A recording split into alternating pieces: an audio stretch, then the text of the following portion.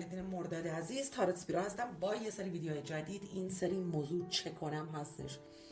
حالا میخوایم ببینیم هر جایی گیر کردین، دودلین، شک دارین، نمیدونین چیکار کنین، میخوایم ببینیم پیام کائنات به شما چیه و راه حلش چیه. خب ویدیوهای من زمان نداره، من اعتقاد دارم هر زمانی که شما احتیاج داشته باشین این پیام ها رو بشنوید، این ویدیوها خودشون شما رو پیدا میکنن. خب بعد بریم سراغ متولدین مرداد. مشکلتون چیه عزیزم؟ کجا گیر کردین واقعا؟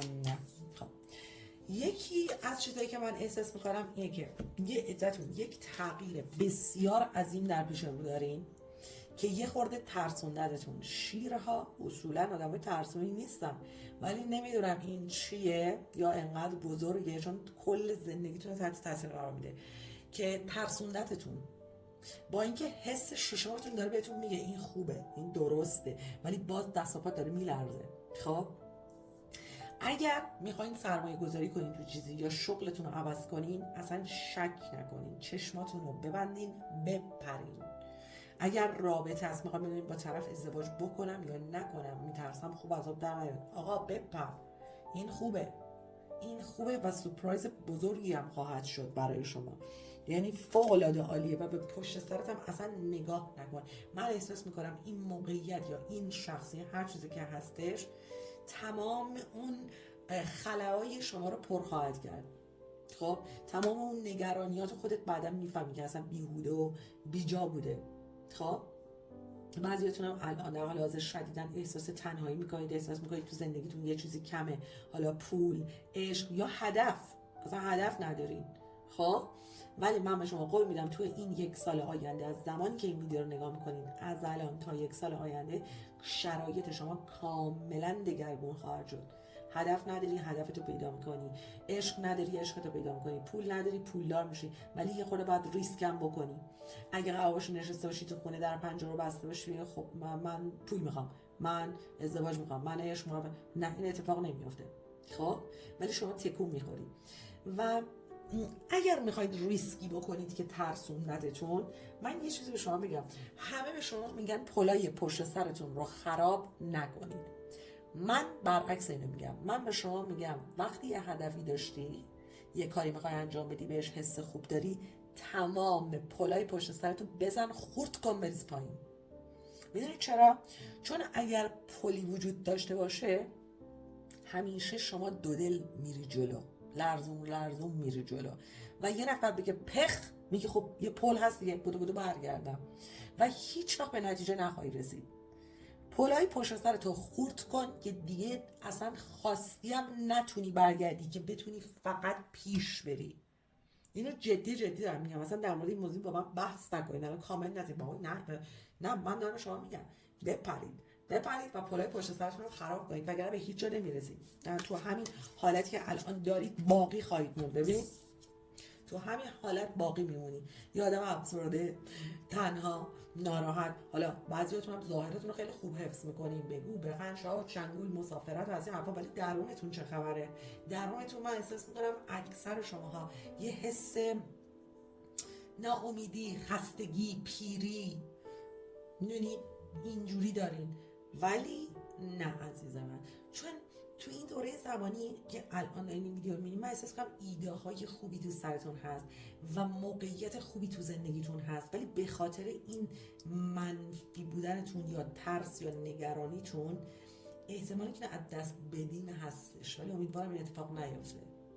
خب حالا تا جایی که به رابطه ربط داره، مخصوصا برای آقایونه، اگر با خانومی در ارتباط هستین که موهای روشن، سفید پوست، چشمه‌های درشتی داره و قدش یه خورده کوتاه، شاید ریزه میزه باشه، این خانم برای شما فوق‌العاده است. و من احساس می‌کنم برای بعضی از شما حتی اصالت این خانم فرق می‌کنه.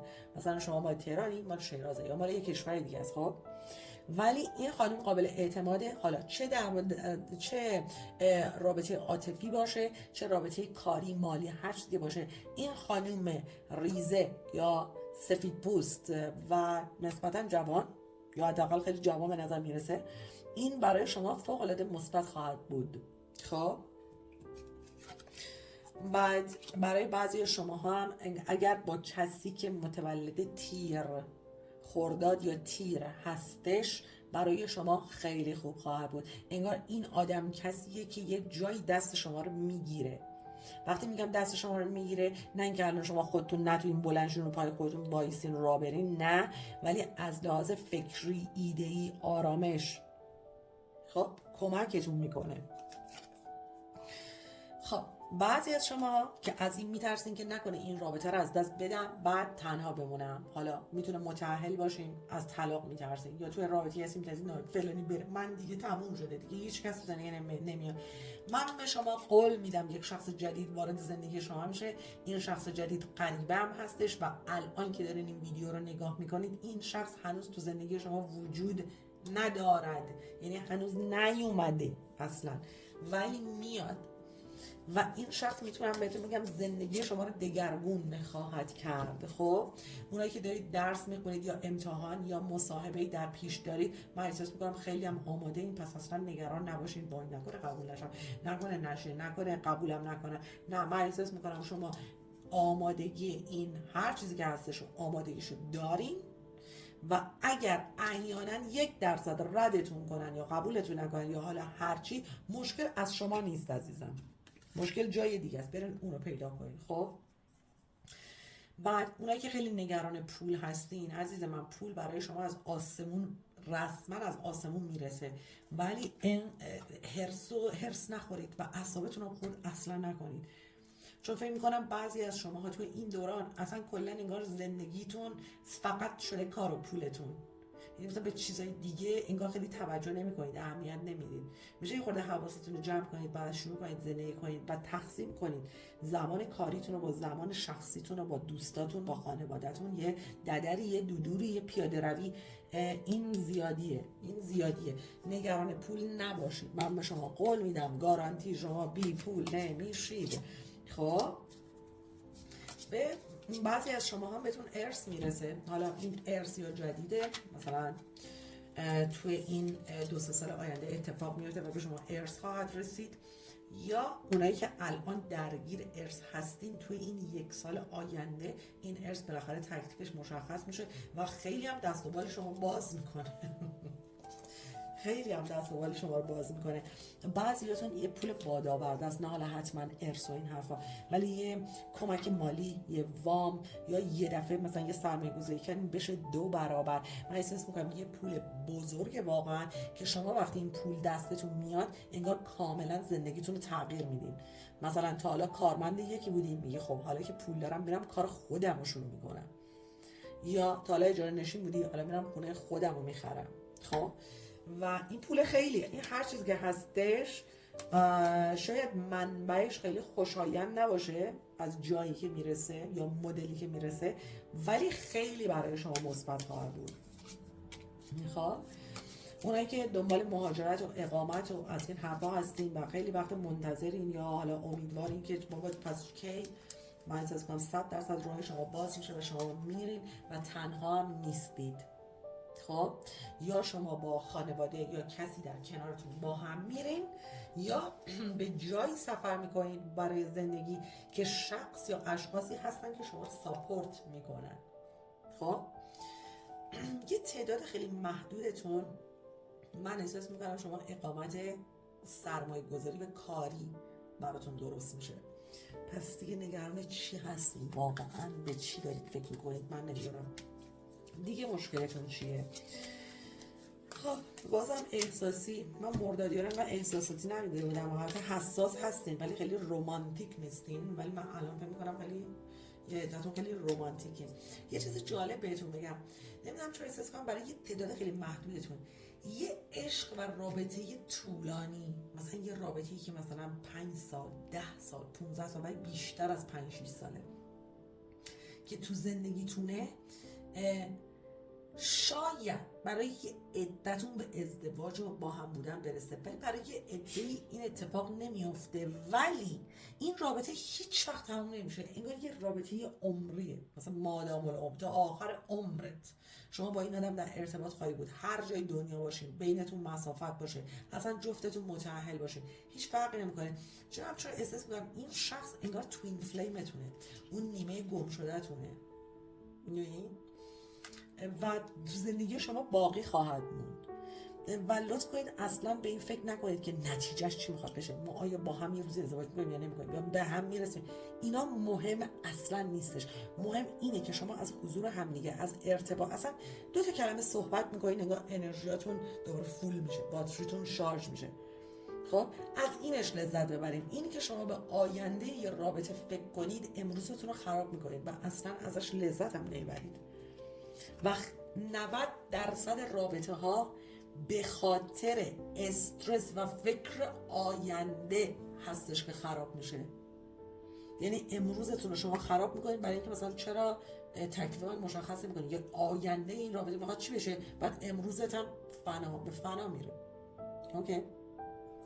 این کرم ابریشم عزیز من، تا حالا شما هر کاری که کردین، هر تلاشی که کردین 100% نتیجه میده و من احساس میکنم برای یه عدتون 1 سال، یه عده 2 سال، یه عده 3 سال، ولی نهایتا بین 1 تا 3 سال آینده زندگی 90% شما کاملا دگرگون خواهد شد و اون چیزایی که واقعا الان نگرانشید واقعا پوچه و تنها هم شما مشکلاتتون رو حل نمی‌کنید. انگار اشخاصی در کنار شما هستن یا قرار میگیرن که هر کدومشون یه گرهی رو باز میکنه و اصلا خودتون تعجب کنید چی شد اصلا، چه جوری این کار من حل شد. رفتم تو کوچه با سغرا خانم صحبت کردم، سغرا خانم یه نفر رو میشناخت، اون یه نفره وکیل از آب در اومد کار من فلانجا درست کرد. این چی میگم مدلی هستش. ها دشمن هم دارید، بله، دروغ نمیتونم بگم. کسی یا کسانی اطرافتون هستن که چشم دیدن شما رو ندارن، شما خودتون هم بهتر میدونید. با اینا باید چیکار کنم؟ تنها راهی که شما دارید و بهترین راه اینه که فقط و فقط فاصله بگیرید. هر کی که هست، اگر تو محیط کارتون واقعا آدمای نخاله زیادن، پول مهم نیست، از اونجا بیایید بیرون. من به شما قول میدم شما بیکار نمیمونید. اگر خانواده هستش، دوست هستش، کسایی که دارن دخالت میکنن یا اذیت میکنن تو رابطتون، هر چیزی که هستش، فقط باید با دیوار یکیشون کنید. یعنی اصلا نه حرفشون رو بشنوید، نه رفت آمد داشته باشید، نه اهمیت بدید. حالا اگر این اشخاصی که رو نرو شما و انرژی منفی، ولی آخه دشمنه، من فکر می‌کنم از خانواده باشه ولی دشمنه. البته من خواهر برادرایی رو دیدم دشمنن، اینم بگم. ولی اینی که دارم میگم دشمنه، خودت هم میدونی کیه و تنها راهش هم اینه که به هیچ عنوان لج و لجبازی، دعوا، گله، شکایت، اصلا بهترین راه فاصله است. یعنی با دیوار یکی، هر چی گفت، هر کاری کرد، به هیچ عنوان هم سعی کنید با این آدم روبرو اصلا نشید، چون رسما لاشخوره، رسما لاشخوره در پوست و گوشت و بدن یک انسان. هر کی که هست آدم بدذاتی هم هستش، یادتون باشه.